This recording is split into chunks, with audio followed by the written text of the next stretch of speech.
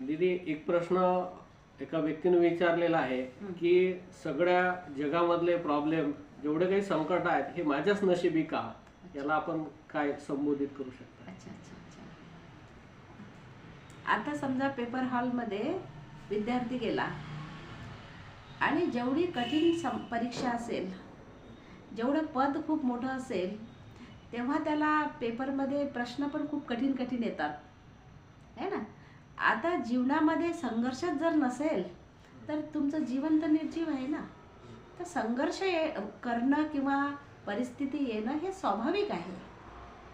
आणि ज्याच्या लाईफमध्ये संघर्ष आहे तो एक प्रबळ व्यक्ती म्हटलं जातं की परिस्थिती येणं हे स्वाभाविक आहे, नॅचरल. सर्वांच्याच समोर समस्या आहेत, पण परिस्थितीमध्ये एक असते निखरणं आणि एक असते बिखरणं.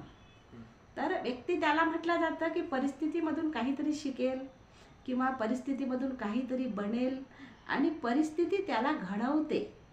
संघर्ष जीवनात जर संघर्ष आहे आणि प्रत्येकासमोर जर प्रॉब्लेम आहे तर अगोदर पण होते ना, असं नाही आहे. समस्या या लोकांसमोर मोठमोठे, तुम्ही राजे महाराजे बघा, संघर्ष सर्वांनीच केले है ना. पण आजच्या लाईफमध्ये छोटासा प्रॉब्लेम पण आपल्याला खूप मोठा वाटतो. आज छोट्याशा मुलाला जरी विचारलं तो पण म्हणते स्ट्रगल आहे माझ्या लाईफमध्ये, किंवा एखाद्या बुजुर्ग व्यक्तीला जरी विचारलं तर ते पण म्हणतात की मला स्ट्रगल आहे. प्रत्येक व्यक्ती इथं संघर्ष करतो आहे, है ना. संघर्ष जीवन नव्हे, पण आज आपल्या मनाची स्थिती जी आहे, परिस्थितीला सामोरं जायच्यासाठी मनाची स्थिती शक्तिशाली असणं आवश्यक असते. पण जेव्हा जेव्हा आपलं मनोबल कमी होते किंवा आपलं मन जेव्हा कमजोर होते तेव्हा परिस्थिती, प्रॉब्लेम आपल्यासमोर हावी होतात, है ना. आपण जर रामायण महाभारत पाहिलं तर प्रत्येकाने तर संघर्षच केला ना, पण ते खचले नाही. ईश्वरासमोर पण किती किती तुम्ही बघा, श्रीरामासमोर पण कितीतरी समस्या होत्या, है ना. पण त्यांनी प्रत्येक, जिथं जिथं तुमचं विल पॉवर स्ट्रॉंग राहणार, जिथं जिथं तुमचं मनोबल शक्तिशाली राहणार, तिथं तिथं तुम्हाला परिस्थिती काहीच नाही वाटणार. आणि आज नेमकं तेच झालेलं आहे की जेव्हा मनोबल कमजोर झालं, आणि मनोबल कमजोर का होते? खूप जास्त व्यर्थ चालल्यामुळे, मनामध्ये खूप जास्त व्यर्थ विचार चालल्यामुळे मनोबल आपलं कमजोर होते. आणि मनोबल कमजोर झाल्यामुळे आपल्याला छोट्या छोट्या प्रॉब्लेम पण खूप मोठे वाटायला लागतात. म्हणून प्रत्येक परिस्थितीमध्ये स्थैर्य राहण्यासाठी मनाला शक्तिशाली बनवणं आवश्यक आहे.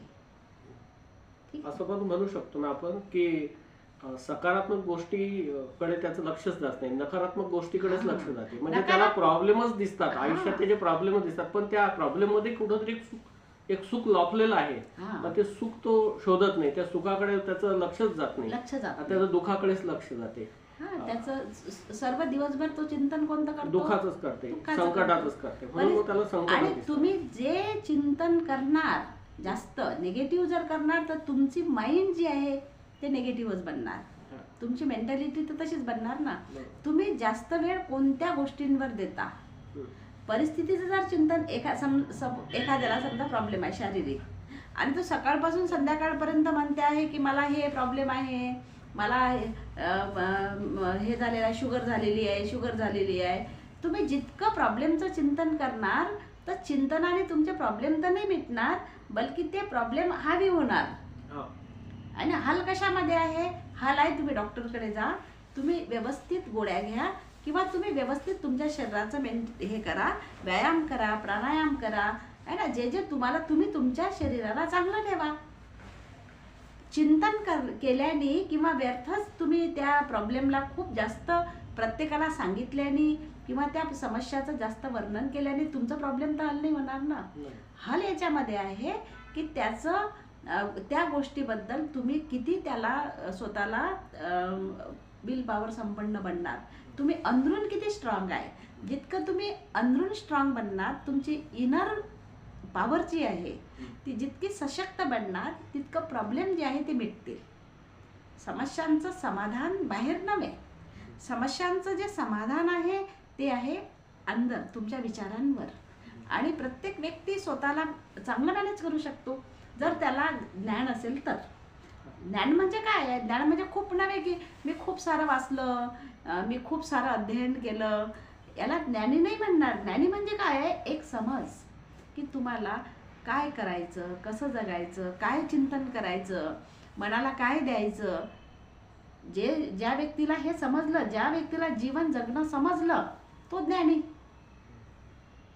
ठीक आहे. ओम शांती दीदी, तुम्ही तुमचा अमूल्य वेळ आम्हाला दिला त्याच्याबद्दल आम्ही आपले आभारी आहे. आणि पुन्हाच्या आपल्या ओम शांती.